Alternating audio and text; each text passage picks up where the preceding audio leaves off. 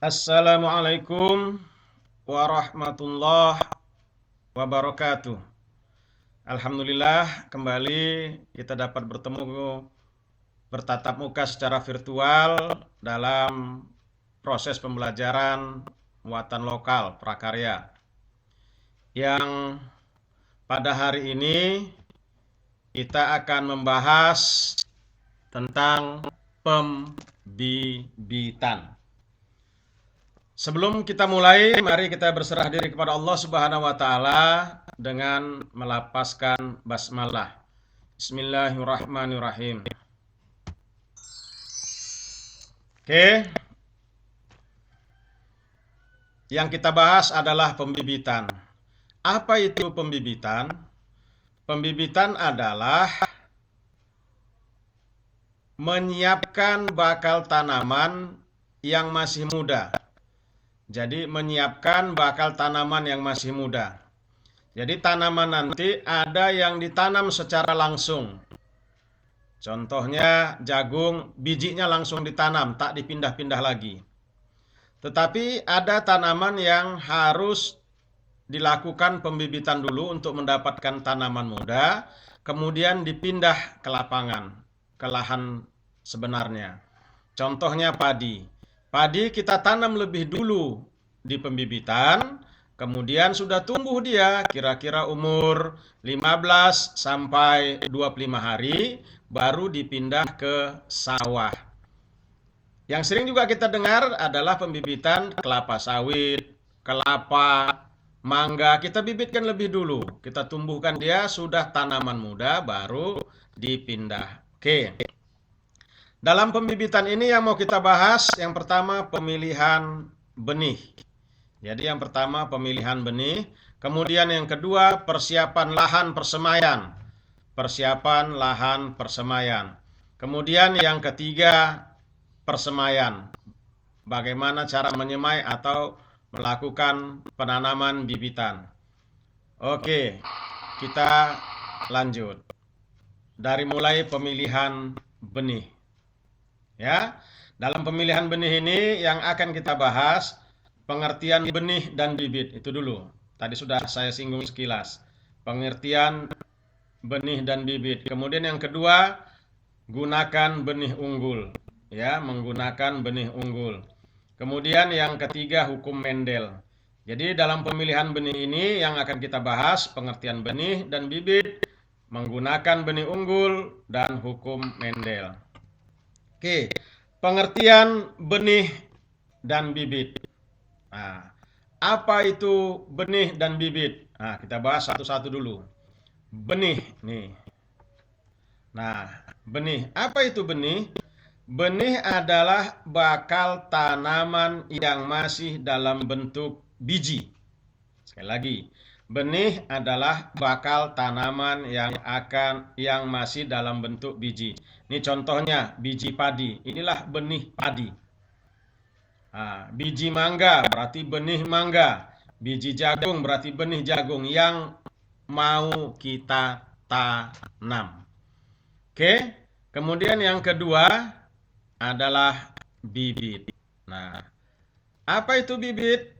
Tadi sudah saya singgung, bibit adalah tanaman muda yang akan kita tanam. Sekali lagi, bibit adalah tanaman muda yang akan kita tanam. Jadi, benih itu masih bentuk biji, kemudian bibit sudah menjadi tanaman yang masih muda atau masih kecil. Oke. Dalam prakteknya, padi bisa ditanam dengan istilah tabela, tanam benih langsung. Langsung bijinya ditanam di sawah. Tapi ini jarang sekali dilakukan karena banyak sekali permasalahannya. Ada masih kecil tanamannya, sudah ada banjir, langsung tenggelam mati.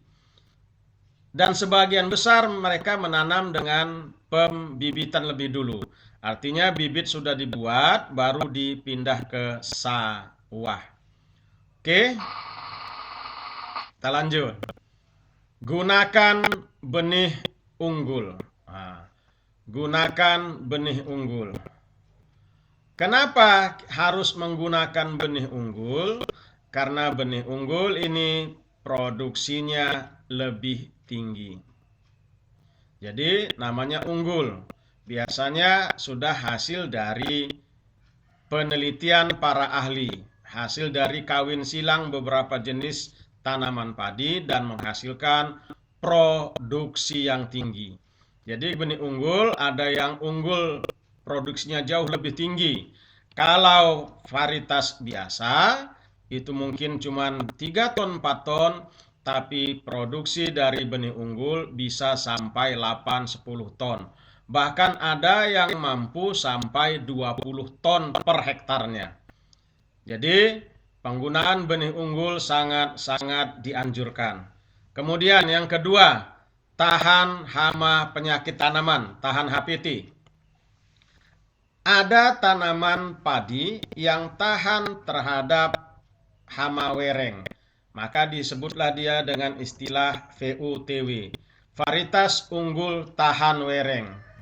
Nih, jadi selain produksi lebih tinggi, ada tanaman yang tahan terhadap hama penyakit tanaman. Contohnya tadi varietas VUTW, varietas unggul tahan wereng. Kemudian yang terakhir, cepat panen. Nah ini, keunggulan lain ada tanaman padi yang cepat panen. Dahulu waktu nenek-nenek kita dulu menanam padi, ada yang padinya umur 6 bulan sampai setahun, bahkan ada yang setahun umur padinya. Tingginya pun kalah tinggi kita.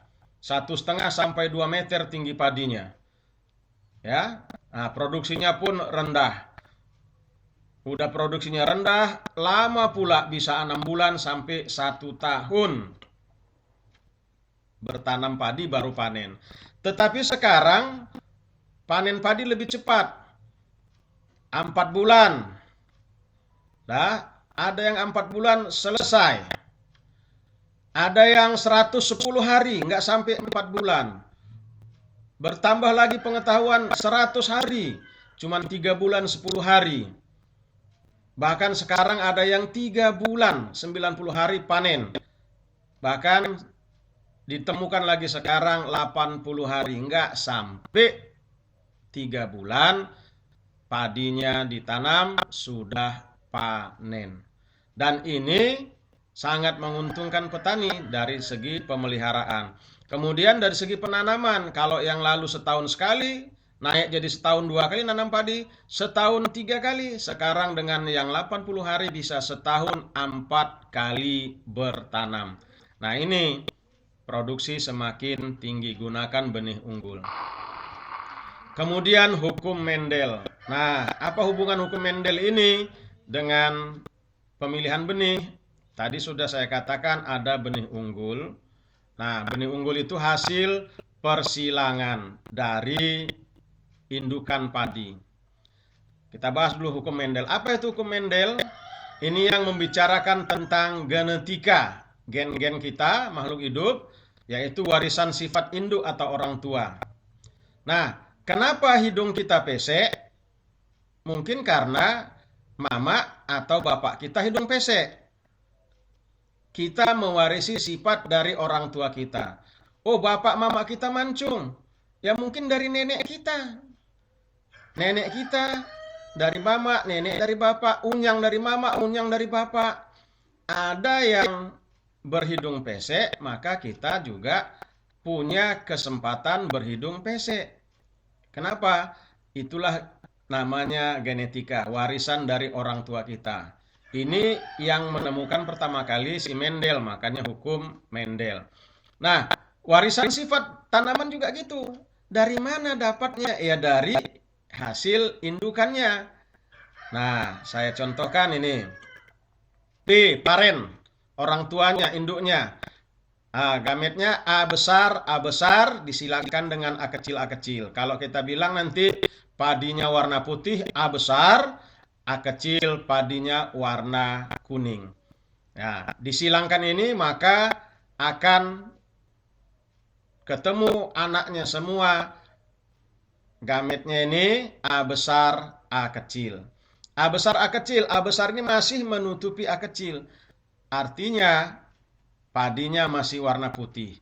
Kalau A besar putih, parennya A kecil kuning, A besar A kecil masih putih. Nah, ini sudah kita pelajari dari SD pun sudah ada ini. Di Sanawiyah apalagi SMP. Nah, ini ada A besar A kecil dikawin silangkan F1. F1 ini turunan pertama filial 1 A besar A kecil. Ini perhatikan di layar monitor kalian. Jadi ada A besar, ada A kecil. Ini A besar A kecil. Nah, dikawinkan A besar hasilnya A besar A besar. A besar A kecil hasilnya A besar A kecil. A kecil A besar hasilnya A besar A kecil. Penulisan tetap huruf besar dulu baru huruf kecil. Kemudian A kecil hasilnya huruf kecil. Ternyata orang tuanya dulu neneknya A besar sama kakeknya A kecil, mamanya ayahnya A besar A kecil. A besar A kecil dikawin silangkan lagi, mendapatlah A besar. Nah, seperti neneknya. A besar A kecil seperti ayahnya. A kecil seperti kakeknya. Nah, ini indukan dari padi tadi kalau ini padi. Oke, bisa dipahami ya. Sehingga ditemukanlah 3 jenis fenotip namanya yang nampak muncul, yaitu A besar. Ini saya contohkan tahan hama. Kalau A besar tahan hama, ini tidak tahan hama. A besar A kecil masih tahan hama. Nih, A besar tahan hama. A besar A kecil masih tahan hama. A kecil tidak tahan hama. Nah, makanya kita sebaiknya membeli bibit benih dari benih yang unggul. Ya, dari benih unggul. Kenapa dari benih unggul? Karena parentalnya, indukannya A besar, jadi A kecil dan A kecil menghasilkan A besar A kecil. Bila inilah yang kita tanam, inilah yang dari benih unggul. Nah, kalau yang ini di lahan kita yang sudah kita panen, kita tanam lagi hasilnya ini. Oke. Kemudian saya contohkan yang kedua, hukum Mendel dari warisan sifat orang tua. Ini ada 2 tanda beda. A besar parennya, A besar, B besar disilangkan dengan A kecil, B kecil. A besar ini putih, B besar ini pulen. Jadi kalau A besar, B besar, B kecil, berasnya putih dan pulen. Pulen ini enak, lembut. Kemudian disilangkan dengan A kecil, B kecil. A kecil ini kuning berasnya dan B kecil tak pulen. Jadi beras putih pulen disilangkan dengan beras padi kuning tak pulen. Apa hasilnya? Turunannya A besar A kecil, B besar B kecil. Nah, A besar A kecil ini masih warna putih. B besar B kecil pulen. Jadi seluruh anaknya inilah yang kita tanam, diharapkan seragam semua. Padinya itu putih dan pulen. Nah, kalau ini kita silangkan lagi, artinya di pertanaman itu yang kita ambil, sudah kita tanam tahun ini, kemudian kita panen, itu juga kita bibitkan lagi, inilah akibatnya. Hukum Mendel ini. Nah, lihat. Ada F1-nya A besar, A kecil, B besar, B kecil. Gametnya jadi A besar, B kecil, A besar, A kecil, B besar, A kecil, B kecil. Nah, ini disilangkan. Hasilnya ini A besar, B besar, B besar, A besar, B besar, B kecil, A besar, A kecil, B besar, B besar, A besar, A kecil, B besar, B kecil. Lihat, ada yang A besarnya ada dan B besar. Ini apa? Warna merah ini semua putih pulen. Hasilnya apa? Padinya akan berwarna putih dan rasanya pulen, lembut, enak. Nih. Tapi ada padinya yang A besar, A besar, B kecil, B kecil, atau A besar, A kecil, B kecil, B kecil. Ada yang B kecilnya 2. Artinya apa? Lihat yang warna ungu ini. A besar, B kecil, putih padinya tapi tak pulen. Kurang lembut, kurang enak. Saya pahami? Dan ada warna hijau ini. A kecil, A kecil, B besar, B kecil, A kecil, A kecil, B besar, B kecil nih. Apa yang terjadi di sini? Nah ini, lihat yang warna hijau. Kuning pulen, padinya warna kuning dan pulen enak. Padinya warna kuning dan pulen enak. Nah, apa yang terjadi yang sini? A kecil, A kecil, B kecil, B kecil. Nih, padinya kuning dan tak pulen. Nah, kalau kita tanam padi kita dengan turunan F1 yang sudah dikawin silangkan lagi, ini yang kita tanam lagi, maka hasilnya akan seperti ini, bercampurlah berasnya. Jadi waktu panen, saya ulangi, waktu panen ada beras nanti, tengok yang warna merah, ada berasnya yang putih pulen, campur berasnya dengan yang putih tak pulen, bercampur lagi berasnya yang kuning pulen, bercampur lagi berasnya yang kuning tak pulen, sehingga mutu padi kita jadi rendah. Kenapa rendah? Padinya bercampur antara padi yang bagus, putih pulen, dengan yang tak bagus, kuning tak pulen. Kan sulit kita memisahkan antara padi yang putih pulen dengan kuning tak pulen. Ada kuning pulen lagi, sulit. Tapi kalau sudah satu areal, semua yang kita tanam adalah F1, A besar, A kecil, B besar, kecil, insya Allah hasilnya sama semua, putih pulen. Oke, bisa dipahami, itulah gunanya kita menanam paritas unggul. Oke, kemudian persiapan lahan. Nah, dalam penyemaian tadi kita siapkan lahan. Pertama, buat bedengan. Kemudian tambah kompos. Kemudian beri pupuk dasar. Kita bahas satu persatu. Ya, buat bedengan. Kita buat dulu bedengan ini. Kira-kira lebarnya 1 meter, panjangnya tergantung kebutuhan. Kenapa harus 1 meter? Karena tanaman kita, lahan kita ini mau dipanen nanti, mau dipindah bibitnya dengan gampang karena lebarnya 1 meter, tangan kita sampai. Kalau sampai 5 meter nggak sampai tangan kita, jadi panjangnya terserah, perhatikan gambar ini.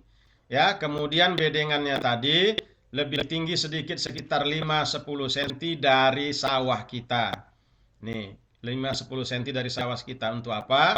Supaya kalaupun nanti ada agak banjir sedikit, bibitnya masih pendek, masih belum tinggi, tidak terendam seluruhnya. Kalau terendam seluruhnya mati. Tapi kalau terendam sedikit saja tidak mati. Maka kita tinggikan bedengannya sedikit supaya airnya tidak menggenangi dari bibitan.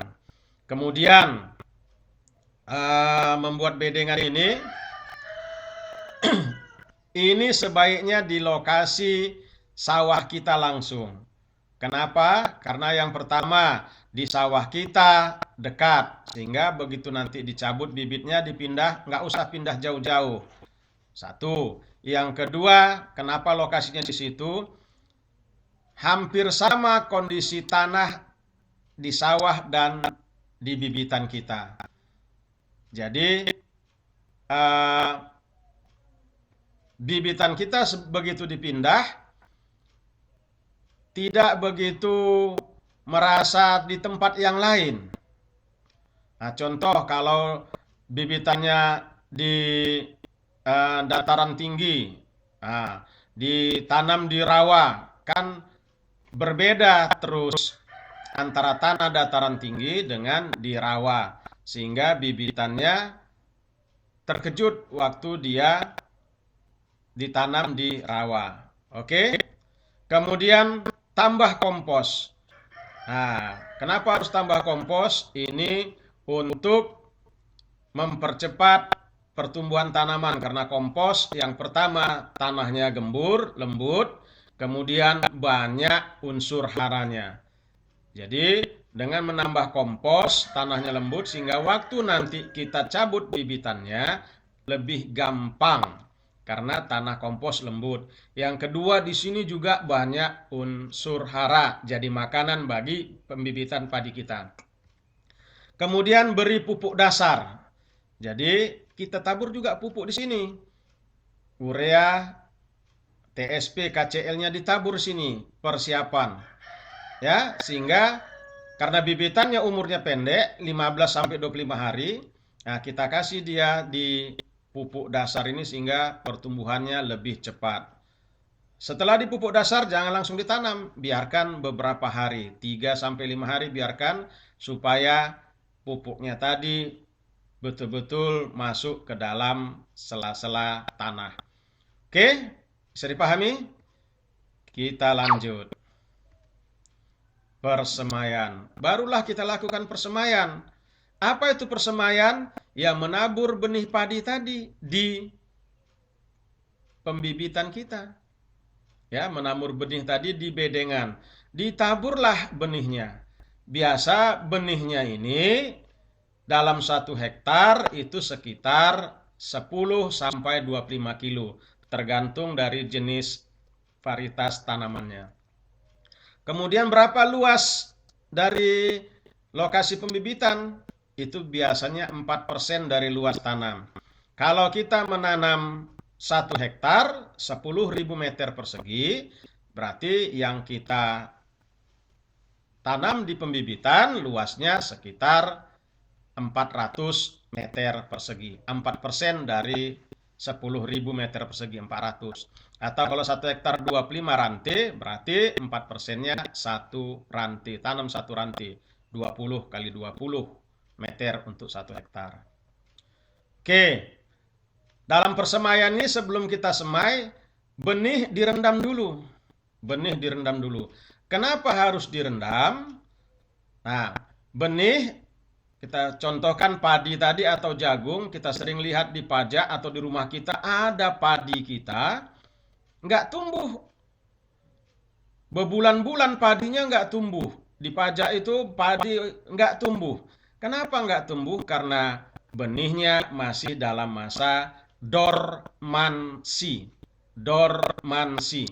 Masa istirahat atau masa tidur. Benihnya masih tidur. Bagaimana membangunkan benihnya? Air.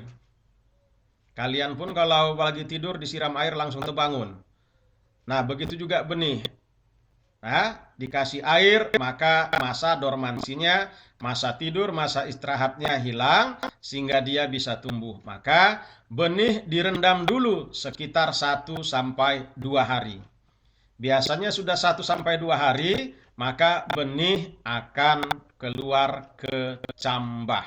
Nah, kalau sudah keluar ke cambahnya, benih disemai. Menyemai benih, ini dia, benih dilakukan penyemaian.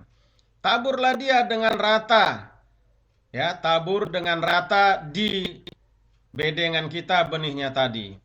Sudah ditabur, ya dibiarkan, insya Allah dia akan tumbuh. Nah, kemudian dilakukan pemupukan kira-kira umur 1 minggu. Tapi pemupukannya gak usah banyak lagi. Kenapa? Sudah ada pupuk dasar tadi. Ya, umur 1 minggu sampai 2 minggu dilakukan pemupukan. Sedikit saja kasih pupuk. Ya, urea, NPK, KCL-nya campur. Nah, diberikan pemupukan.